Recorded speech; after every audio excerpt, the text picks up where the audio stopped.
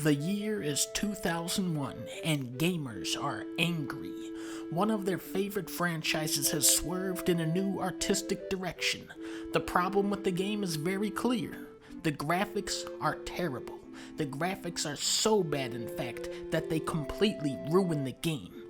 This game was The Legend of Zelda Wind Waker. Thankfully, gamers were never wrong again. Today, I'm going to be discussing The Last of Us 2 with some of the greatest minds of the YouTube comments section. For the safety of the viewers, I feel I need to warn you guys that I'm sorting comments by news, so please be careful watching this. Now, when I reviewed Last of Us 2, I rattled the monkey cage pretty good. This is my most disliked video ever, which is a little weird to me. I've been talking shit on beloved games for years, and people have been getting pissed off at me for years, but it wasn't until I actually liked the game that people really started freaking out. I Am Monkey God, along with 300 other people, calls me a sellout. What is my response? Well, Monkey God, I love you, but you are one stupid motherfucker. First things first, you need to realize who you are talking to. It's me, baby. Video game donkey. Remember the guy who self-destructed his sponsorship with Microsoft when I couldn't even pay my rent? If I was a sellout, you know what I would do? I would read the room, go, oh look, everyone hates this game, and pander to fucking idiots. I am not here to regurgitate your opinion. I'm here to make the videos I want to make, even if it pisses off some baboon brain, dumbass little bitch like you. Our next comment is from Jerome's. He says, you're stupid. Now, Jerome's makes an excellent point here. I am kind of stupid when you think about it. Although he did put the wrong "your." I don't even understand what this person is trying to even type. I don't know. Oh, the reason people dislike the story is because Joel wouldn't be so stupid to tell a random armed posse suspiciously chilling outside of their stronghold his name and what he's doing. Okay, so here is someone making an argument instead of whining like a little baby. I've seen a lot of people share this sentiment that it's completely out of character for Joel to die how he does, which is kind of funny to me because to me the most jarring, most bizarre part of this game was where Joel busts in with a guitar and starts playing a song and singing. This is not what Joel does. He doesn't do this. Now the Joel I know just kind of stands around and grunts, and when he goes somewhere new he goes, man, this place smells like a goddamn Cheeto factory, and then he sees a dude limping along asking for help. He goes, that guy ain't even hurt. Joel fucking sees Tommy. He goes, hell, that ain't even real Tommy. The truth is, that's the Joel from the beginning of the original game. When we first played as him, he was an empty husk of a person that is just going through the motions, and over the duration of the first game, we gradually see him transform back into an actual human being with a newfound sense of purpose. The Joel we see in Last of Us 2, no longer is it his gut reaction to run everybody over in a truck because he traded his truck for a horse, and in the end, it's some dumb, incidental slip-up that gets him killed. Christopher says, this story was terrible. Now, Christopher makes an excellent point here, but I actually disagree. Monster Hunter World, Doom Eternal, Star Wars Jedi Fallen Order, Devil May Cry 5, Call of Duty Modern Warfare, Gears of War 5, Pokemon Sword, Far Cry 5, Wolfenstein 2, Ghost of Tsushima, Spider-Man, Horizon Zero Dawn. I've played all of these games, and some of them are actually good games, but now I am going to recount everything I remember about the story to these games. In Doom, you go to hell. I can tell you characters from these games like the funny Yoda and the talking chicken, but I can't actually recall specific story beats. You know, these stories, they left such little impact on me. Now, Last of Us 2, I can tell you what happened in that game. Some crazy ass shit. So let's just start here. Last of Us 2 is a good story because it's memorable and dramatic. It's not an untouchable masterpiece. It's not perfect. It's just a good, entertaining story. I went into this game already knowing that Joel would die, and yet when it happened, I was still absolutely floored. This is such a brutal, horrific scene, and really it's Ashley Johnson's performance as Ellie that sells it. They are killing off our favorite guy from Last of Us. This is the appropriate reaction. Compare this to Final Fantasy VII Remake, where Jessie dies. Now, I don't give a shit about Jessie. She is a two-dimensional, super annoying character, but what's really messed up is that Cloud doesn't care either. Right as she is about to die, he goes, you owe me a pizza. When Jesse dies, I go, okay, whatever. When Joel gets killed off, I am sitting here like, holy shit. I am emotionally affected by this, and now the rules are off the table. Anything can happen from here on out. I love when a story can actually surprise me and veer into unknown territory. I am so burnt out on formulaic bullshit stories, so when something crazy happens in a video game, I am here going, hell yeah. Now Ellie has to go to outer space to fight aliens or some shit. Man, this is the first time I've disagreed with Donkey. Wow, this game sucks. But also, I've never played this game before or the first one. Here's a comment from Hideo Kojima. He says, don't listen to him, y'all. He didn't like, Kojima, get out of here. You don't make this game. Donkey is an idiot. Too popular and has lost any sort of credibility when it comes to reviews. People don't know why they hate it, except countless 4-hour reviews breaking down everything that makes the game bad with far better reasoning than anything in this video. Now, this comment is actually a masterpiece. He's mad that I said people don't know why they're mad. But at the same time, he still doesn't understand why he's mad. He references some mystery 4-hour video. He doesn't know what the video is called, and he can't name a single point from the video. What the fuck? There are smart, level-headed people with functioning brains who don't like The Last of Us 2 for valid reasons. And this is not one of them. I'll tell you why we're mad, Donkey. Thank you, Big Boss. Here we go. The world of Last of Us is not advanced in the slightest. Nothing happens. It's nothing more than a revenge narrative, and it feels lazy, like it could happen to anyone in Last of Us Part 2. But Last of Us Part 1, that story was Ellie and Joel to experience, and given all of this, and Cuckman's reputation for being a male feminist, the fact that Abby kills Joel when she is strongly implied to a transgender, it feels like Cuckman was pushing an agenda. Big Boss, I just want to thank you for finally making me understand why people hate this game so much. Tiger Sushi asks, what was more creative about this game than Part 1? I had the opposite feeling, that it was very one-note compared to the original. Well, Tiger Sushi, to me the original game is Zombie Up. Am I wrong? Dude loses his loved one, then he gets old and grumpy, then he meets a twerpy little kid, and the old guy's like, damn, this kid is annoying. Then they go on an adventure, and eventually the old guy goes, hey, this kid ain't so bad after all. Last of Us 2 does not remind me of any Pixar movies. I can't name a single video game where you stop halfway and play as the villain for the rest of the game. To me, that was a really creative move.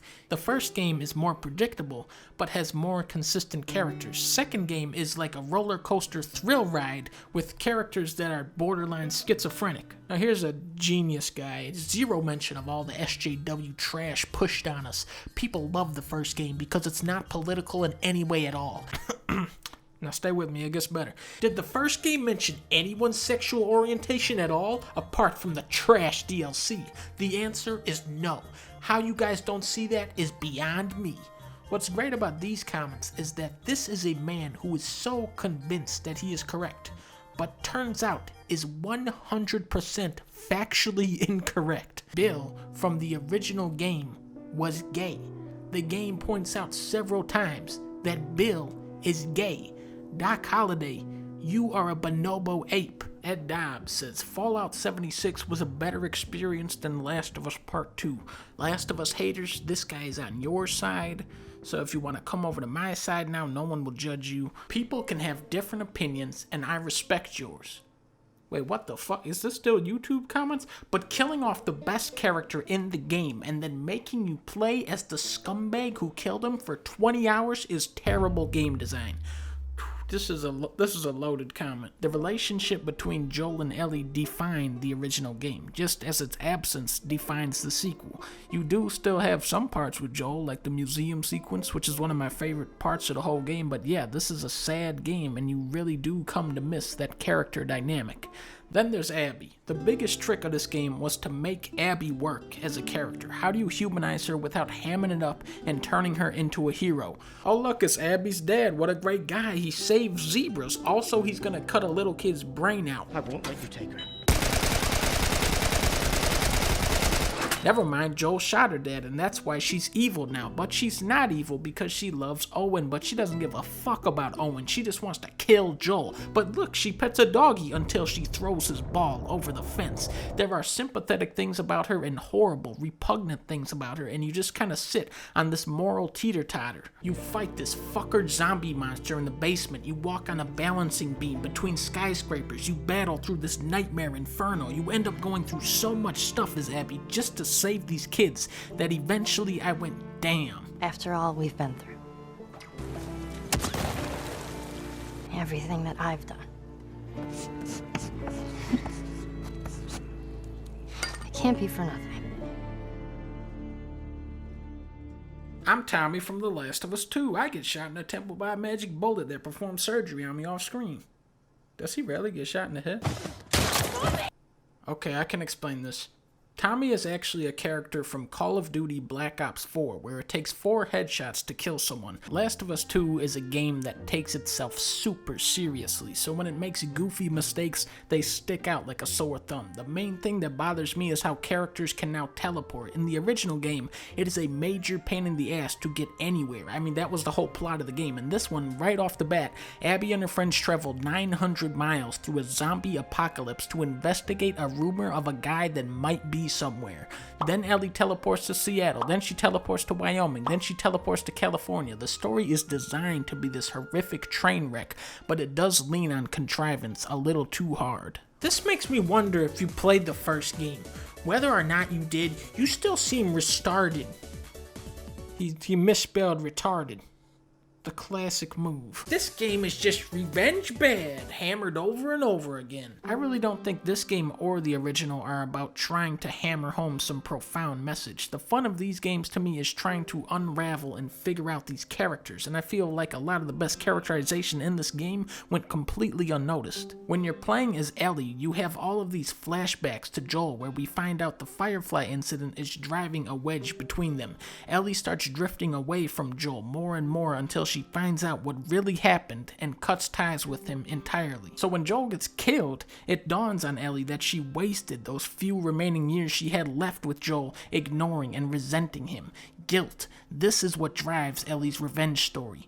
Later at the farm, Tommy comes to visit Ellie. He is just this broken man, physically and mentally, with his brother's death weighing so heavily over him. He knows Ellie still wants revenge, and he desperately tries to guilt her into pursuing Abby again because he can't. This is such a sickening, disturbing, and powerful scene, acted and written to perfection. I do think Last of Us 2 is largely a condemnation of violence, but not in a cheesy, one-dimensional way. The game wants you to feel bad for what you've done, but it also wants to piss you off. It wants to fill you with hate and says, here you go, dude, shoot these dickheads that killed Joel with a dynamite arrow. The Last of Us 2 is support the homosexual. That's why I'm not play it. So if anyone wants to jump over to my side, you cannot make the player feel guilt for their actions if they didn't have the ability to choose something other than violence. This is true. It's against the gamer rules to do this, just like how you can't be sad when Arthur Morgan dies because you didn't choose that. I don't disagree that you can make the player feel a more pronounced sense of guilt when it was a decision that they made. Yoga Jake talks about this a lot in his recent video, but I also think this dichotomy between the player and the character is one of the most interesting parts of this game. There are tons of games where the main character is just a vessel for the player, but here they have their own volition. When we start as Ellie, I am right there with her going, hell yeah, they killed Joel. Let's get these sons of bitches, and I shoot tons of people, and it's fun because shooting video games are fun. And as it goes, her mission gets more and more depraved until she becomes the villain of the story. It's a game where the more you win, the worse things get, and I can understand why that would cause a disconnect, but I thought it was brilliant. I did feel bad for some of the things I did in this game, even if I was just following orders. This is what I love about Donkey. Even though the game does not have Donkey Kong, he still gave it a 4 out of 5. Truly an unbiased game critic. Thank you, Sig. I do try to be as fair as I can, even to these smaller budget games where they can't afford to bring in Donkey Kong. My whole issue is the ending, which just throws away the point of the whole game. Literally tracked Abby through states with revenge as an intent, but just because she got a little kid, she gets to live to play golf another day? Alright, Rivera, you want to go there? You wanna go there? The ending to this game is probably the most controversial part of it, which is saying a lot. Ellie sacrifices so much to get to this moment and kill so many people, only to change her mind at the last second. Kinda like that one dude did in that PS3 game. I think it was called The Last Donut. Now when this happened, I went, what the fuck? I felt robbed. Even though I no longer wanted to kill Abby, it seemed like that was the inevitable conclusion to this story. If Naughty Dog really wanted to nail home this message of hate spawning hate, Ellie would kill Abby. Thematically, that is the more appropriate ending. However, I like the real ending more. This is a depressing game released in a miserable year. Can we not just have one optimistic little blip? Lev saves Abby, who spares Ellie, who ultimately saves both of their lives. Ellie remembers her final conversation with Joel was a good one and says fuck it. Why she spares Abby is left so extremely ambiguous it could be interpreted forever. But I think these guys hit the nail on the head. Pearl Jam is the key to all of this. At the start of the game, me and Ellie were synced up. We wanted the same thing, but then she starts drifting away from Joel, from Dina, and the player. She becomes this unrecognizable monster who has lost so much of her own identity that killing Abby no longer means anything. I like what this guy says too, when Ellie goes, "No, just take him." She's not talking about Liv. When she returns home, Ellie can no longer play Joel's guitar, which helped her keep his memory alive. You could see this as a cruel twist of fate, but now that those memories can fade away, Ellie can move on and hopefully live the life Joel would have wanted for her. Ladies and gentlemen, Obi Kenobi from Star Trek. He says, I love how Donkey showed us the metric score to attempt to prove a point. Show us the user scores too. So Obi-Wan's getting a little bit senile in his old age, but just for you, Obi-Wan, I am now going to read some Metacritic user reviews. Here we go. Just no, not worth playing, not fun, not groundbreaking, not interesting or exciting. Naughty Dog's downfall. One of the most meh games I ever played, written by a soy boy that ruined Naughty Dog as a company. No more likable characters because of reasons you can view in other comments. This is an incredible masterpiece, a must to play. The baddest game in history. This game must be the game that can enter the list of games I don't like. Trash agenda, this could be a great game, but Anita had to add political Gina agenda. I gotta play a story-based game with a shit story that it's my fault cause I'm a homophobe? Seriously, Days Gone did a way better job than this. Shit. I guess Obi-Wan was right. But now, just to be safe, let's look at the reviews for a good game, like Days Gone. The story is very emotional and smart, deep story with awesome graphics. This game, it's a masterpiece storytelling. The story and characters are top notch, and at times I even felt emotion. Storytelling is so good that I thought I was dreaming. Good storyline, not like shitty The Last of Us 2. Deep storyline with white, straight protagonist. Damn. Well, it looks like the people have spoken. Last of Us 2 is a terrible 3 out of 10 story. Meanwhile, Days Gone is an 8 out of 10 masterpiece of storytelling. Now, Paulie, play the clip of Days Gone. Oh, wait a second. Here, you can have this one back. But only if you promise to ride me as much as you ride your bike. The story is the best ever.